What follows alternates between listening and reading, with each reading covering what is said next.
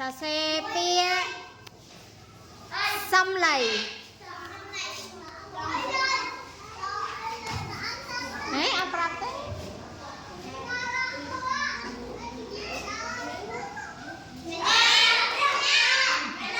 Này cái hai món. Ê, cả nhà cô muối còn. Cục đặt trâu muối. Lộc tránh.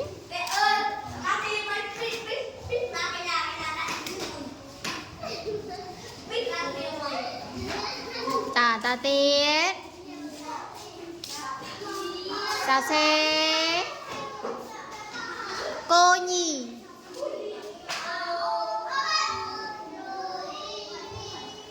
Cô nhì.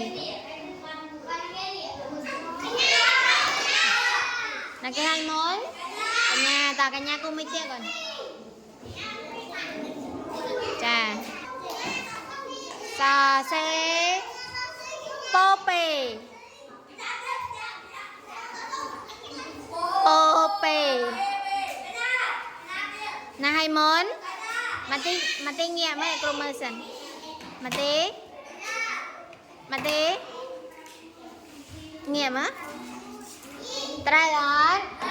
Trai chẳng pi ra là hai món. Cả nhà cũng mấy tiền.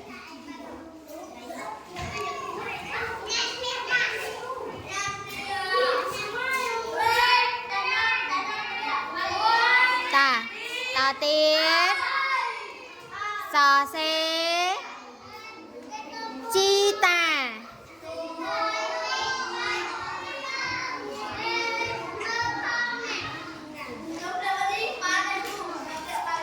Chi ta. Là cái hai món. Cả nhà tiết à.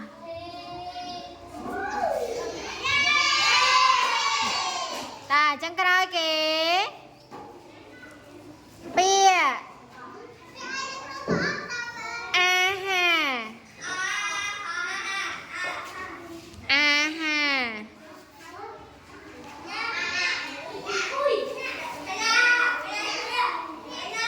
Là cái gì?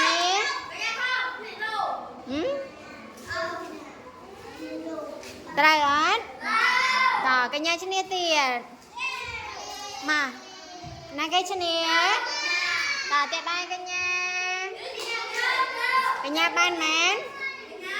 Cả nhà ban mán.